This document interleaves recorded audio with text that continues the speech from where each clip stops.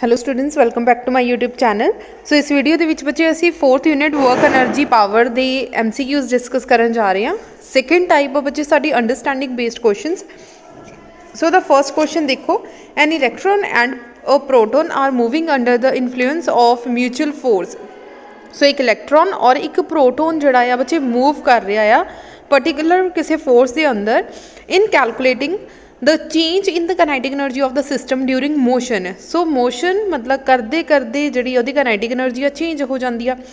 One ignores the magnetic force of one of another, कहते एक दूसरे ते वो की चीज़ है जी इगनोर करेगी। इगनोर करेगी तो सानू ऑप्शनस पढ़निया पैणगियां। Number 1, the two magnetic forces are equal and opposite, दोनों इक्वल एंड ऑपोजिट होणगे, so they produce no net effect. So ये नहीं हो सकती जे इफैक्ट ही कैंसल हो गया मतलब फोर्स कैंसल आउट हो जाएगा। Next uh the magnetic force do not work on each other, यदा मतलब वो एक दूसरे ते कोई फोर्स ही नहीं अपलाई कर रही होणगियां। एक्चुअल दे विच हुंदा की आ जिहड़ी मैगनैटिक फील्ड है बच्चे वो due to motion of electron and proton जिहड़ी वो परपेंडिकुलरली मूव करेगी।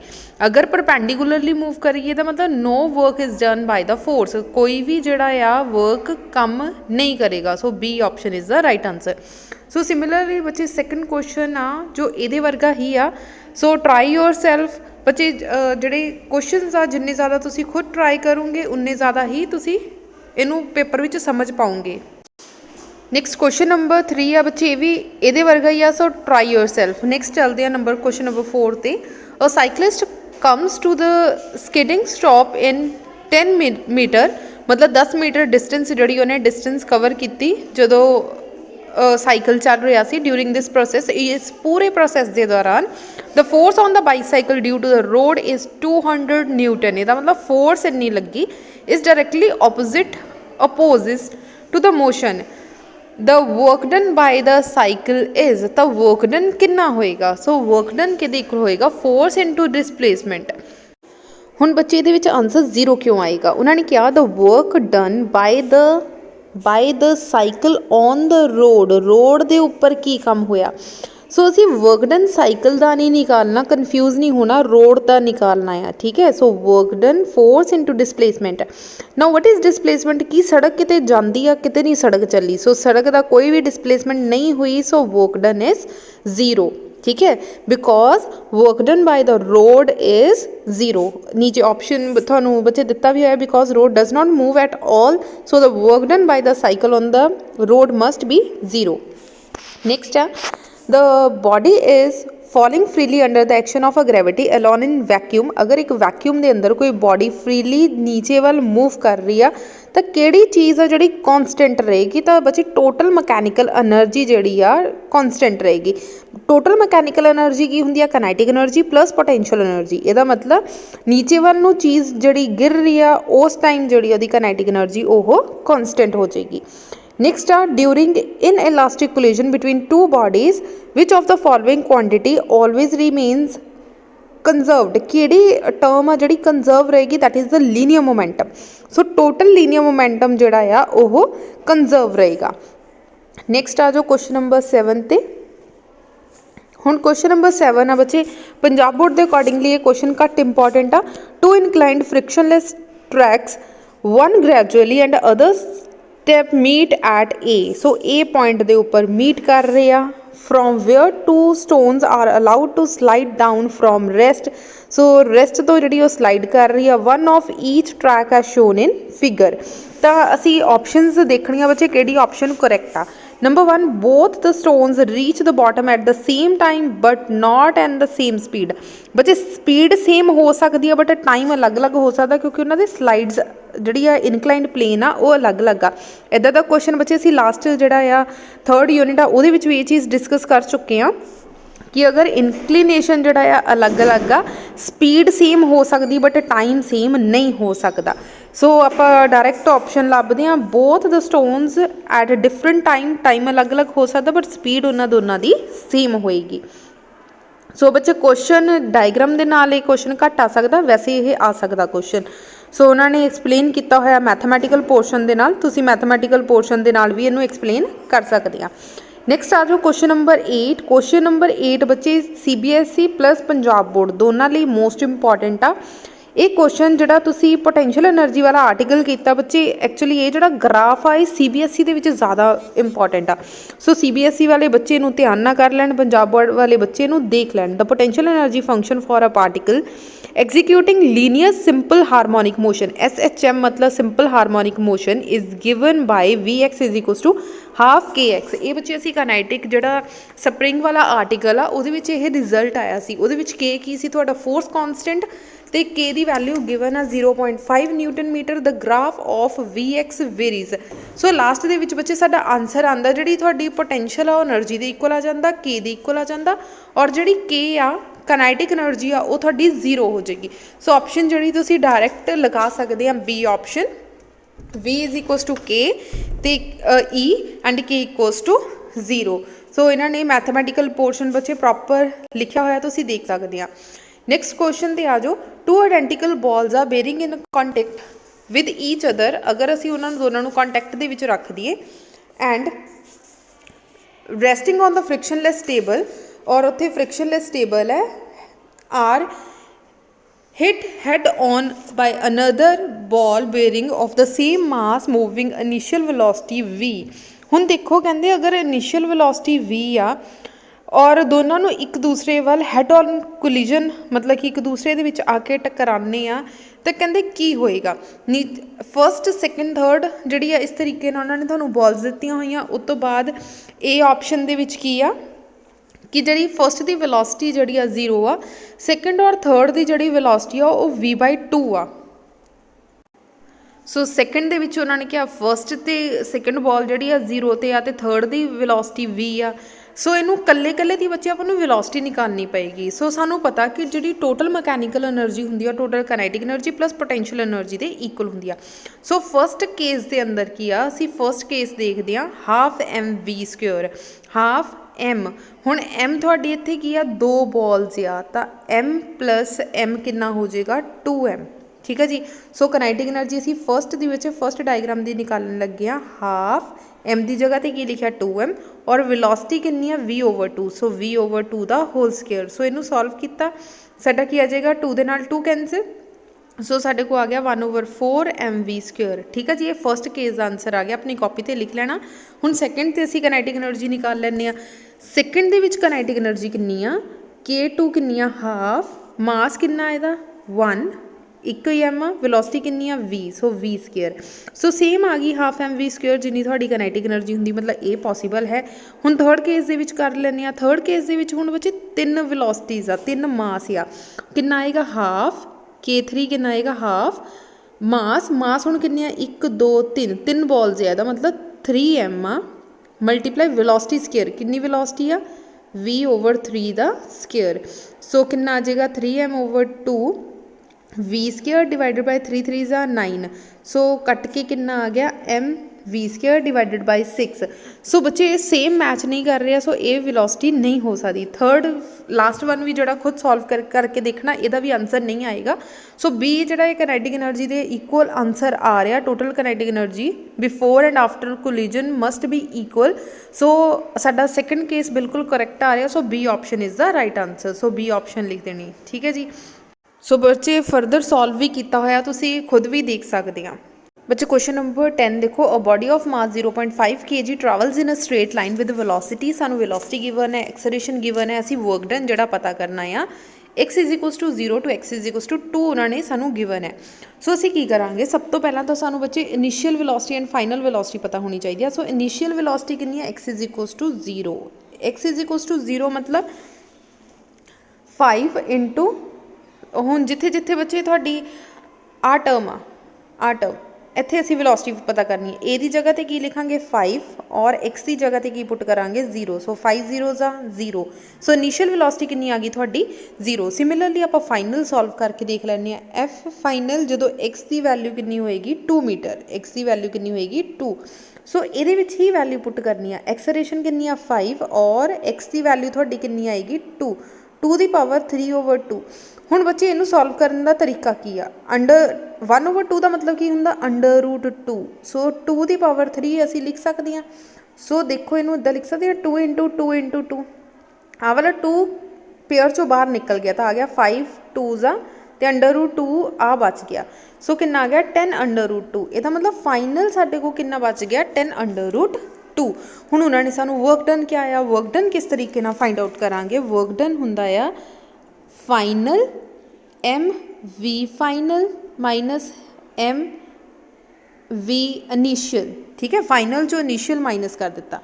सो हाफ मास कितना बचे 0.5 और फोर्स और वेलोसिटी कितनी लगी सी 10 √2 दा whole square minus initial velocity कितनी सी 0। 0 नूं आ सारी टर्म नाल मल्टीप्लाई करांगे तो 0 ही आ जाएगा। सो आ गया हाफ 0.5 × 10 मल्टीप्लाई बाय 10 √2 ਦਾ बच्चे स्क्वायर कट्टिया गया तो कला 2 बच गया। सो 2 ਦੇ ਨਾਲ 2 कैंसिल, डेसीमल हटा दो, 0 ਨਾਲ 0, 10 ਦੇ ਨਾਲ 10 cancel, 5 10 50, 50 joule is a right answer. So option number B is a right answer.